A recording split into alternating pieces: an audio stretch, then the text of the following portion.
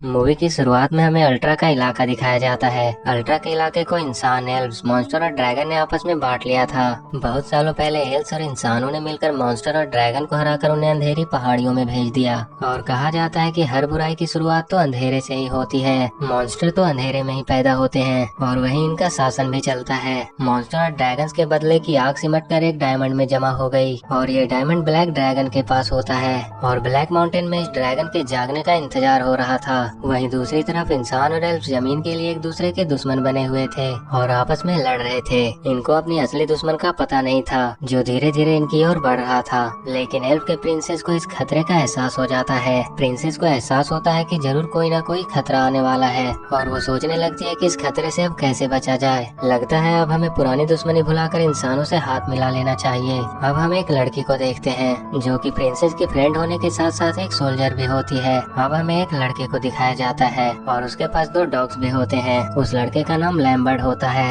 Lambert सो रहा होता है तभी एक मॉन्स्टर उस पर अटैक कर देता है। वो बहुत ही मुश्किल से अपनी जान बचाकर एक गांव की तरफ भागने लगता है और सभी लोगों को मॉन्स्टर के हमले के बारे में बताता है। आगे हम देखते हैं कि मॉन्स्टर से फाइट हो रही होती है। तभी वहाँ एक चेन से बना हुआ तीर आता है और सभी मॉन्स्टर को मारने लगता है। लैम्बर्ट और उसके डॉग उस बड़े से तीर के ऊपर चढ़ जाते हैं और वो तीर पर बैठकर एक फ्लाइंग शिप के ऊपर आ जाते हैं। वहाँ इन्हें पता चलता है कि उनकी जान एक सोल्जर ने बचाई है। अब वही सोल्जर लैम्बर्ट को उससे फाइट करने के लिए कहता है और वो उसे कहता है कि अगर उसने इस फाइट में उस पर एक भी वार किया तो वो उसे एक स्वॉर्ड देगा। और इसी तरह फाइट करते करते लैम्बर्ट उस पर वार कर देता है और फाइट जीत जाता है। अब उसे शर्त के मुताबिक एक स्वॉर्ड मिलनी थी। तभी लैम्बर्ट की मुलाकात एक ड्रैगन फाइटर और उसकी बहन से होती है और वो ड्रैगन फाइटर और उसकी बहन लैम्बर्ट का वेलकम करती है। आगे हमें दिखाया जाता है कि एल्व्स की प्रिंसेस इंसानों के पास दोस्ती का हाथ बढ़ाने के लिए जाती है। वहीं दूसरी ओर हम देखते हैं कि वही सोल्जर लैम्बर्ट के लिए स्वॉर्ड तैयार करवा रहा होता है जो कि वो लैम्बर्ट के डॉग्स को गिरवी रख के बनवाता है। अब यहीं पर लैम्बर्ट एक और लड़की से मिलता है जो एक सोल्जर भी है और प्रिंसेस नोवा की दोस्त भी है। और तभी इस जगह पे मॉन्स्टर अटैक कर देते हैं। सभी बहादुरी से साथ मिलकर उन मॉन्स्टर का सामना करते हैं। हमें यहाँ एक और सोल्जर दिखाया जाता है जो कि ड्रैगन फाइटर का एक पुराना दोस्त होता है और वो किंग का बहुत ही खास सोल्जर था।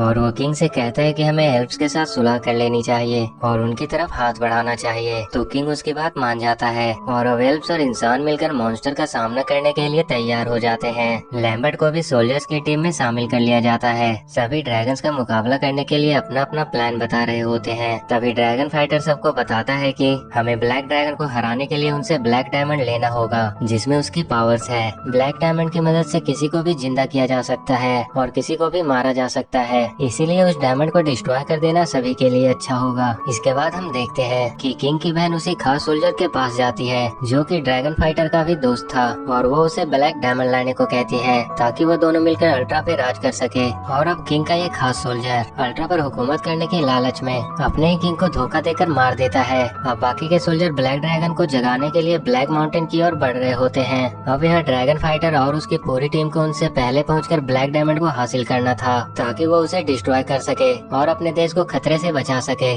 सभी सोल्जर ब्लैक माउंटेन की ओर जा रहे होते हैं लेकिन तभी रास्ते में उनका शिप डिस्ट्रॉय हो जाता है और अब इन्हें बाकी का सफर पैदल ही तय करना था और इसी रास्ते के बीच से उन्हें मॉन्स्टर के इलाके से भी गुजरना था। अब उन्हें रास्ते में ब्लैक माउंटेन का बैट मिलता है जो कि मॉन्स्टर्स का गार्ड था और वो इस इलाके को सुरक्षित रखता था।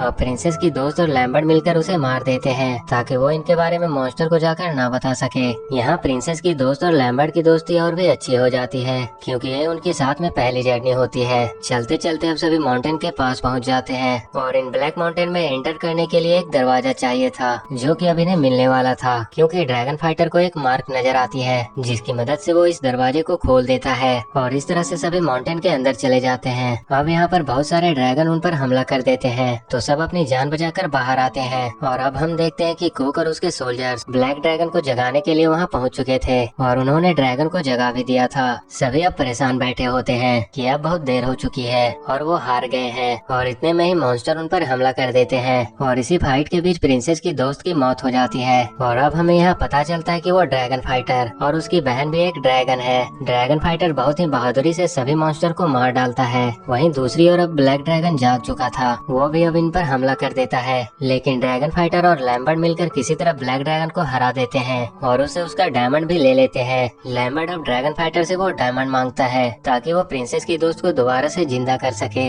लेकिन ड्रैगन फाइटर फाइटर उसे अपना डायमंड निकाल कर दे देता है जो कि उसके शरीर में था। ड्रैगन फाइटर अब उसी सोल्जर से ब्लैक डायमंड को डिस्ट्रॉय करने के लिए मदद मांगता है, लेकिन वो सोल्जर अब काफी लालची हो चुका था और वो अल्ट्रा पर हुकूमत करने के लिए उससे डायमंड ले लेता है और वो इस डायमंड की मदद से पूरी दुनिया पर शासन करना चाहता था। और अब वो इस डायमंड की मदद से इंसान से शैतान बन जाता है और ड्रैगन फाइटर को मारने लगता है, लेकिन लैम्बर्ट आकर उस ड्रैगन फाइटर की जान बचा लेता है और उस सोल्जर को भी हरा देता है। और अंत में लैम्बर्ट उस सोल्जर को मार डालता है और प्रिंसेस की वो दोस्त भी जिंदा हो चुकी थी। और अब सब यहाँ समझ रहे थे कि ब्लैक डायमंड उसी बैड सोल्जर के साथ खत्म हो गई है, लेकिन अंत में हमें दिखाया जाता है कि ब्लैक डायमंड उसी प्रिंसेस की बहन के हाथ में होता है। और इसी के साथ ये मूवी यहीं खत्म